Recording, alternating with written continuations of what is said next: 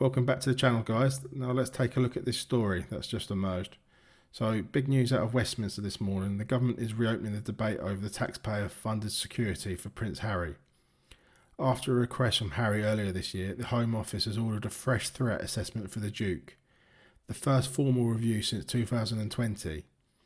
The review comes after Harry lost his court appeal in May, challenging the decision that downgraded his public protection when he and his family left their roles as senior working royals and moved abroad to America. Back then, the committee responsible, RAVEC, which stands for the Royal and VIP Executive Committee, decided to stop automatically granting him armed police protection. Instead, they moved to a bespoke case-by-case security system for when he visits the UK. This meant every time Harry wants to come to Britain, he has to give notice and wait for approval. No more lifetime rights to full royal protection. Many saw this as fair, as he had no longer performed royal duties and lived abroad, but now after a formal request from Harry and a change in government, that decision is being re-examined. Supporters of Harry argue that the downgrade was reckless. They say he's still a high-profile member of the royal family subject to threats, including past incidents where a known stalker reportedly got within feet of him during the UK visit. They claim without proper protection, bringing his wife and children to the UK safely is impossible, and that the state has a duty of care whenever he sets foot back on British soil. But from a taxpayer first, fairness first perspective, many people see this request and review as problematic. Why should ordinary Brits foot the bill for someone who isn't even working for the Crown, lives chiefly abroad and whose lifestyle and travel plans are essentially optional?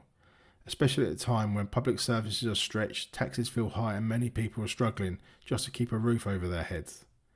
There's also the principle, when royals step back from official duty, the public assumes they give up the privileges that come with it, including armed protection funded by taxpayers.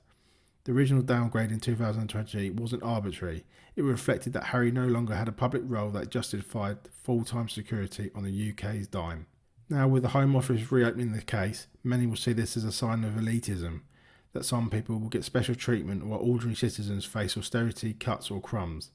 If the review restores Harry protection, it sets a precedent that high-profile names can demand state-funded VIP treatment even when they have no official responsibilities. And let's be realistic, this isn't just about safety. The political optics matter a lot. At a time when there's growing public anger about immigration, spending and fairness, favouring a royal living abroad with taxpayer money, it looks tone-deaf, maybe even arrogant. People working 9 to 5 jobs, paying taxes, getting squeezed by inflation, won't be happy seeing police resources, taxpayer-funded protection or special privileges extended to someone most out of the country and barely seen. On the flip side, one can't ignore the personal safety, especially risks from stalkers, threats and media scrutiny. It's a real issue for public figures. If there's credible evidence that Harry's life is at risk, the state arguably has a duty to consider protection, but even then the protection should be reasonable and proportionate, not a return to the full-scale royal security machine if it's not clearly justified. At the end of the day, this review is a test of government priorities, taxpayer fairness and the values we believe should equally apply to all Brits, wherever royal or not. Will the Home Office side with safety and status or with fairness and financial prudence? Thanks for watching, guys. If you appreciate honest takes on royal security, public spending and where taxpayer money should go, hit subscribe and stick around. Let's see how this plays out.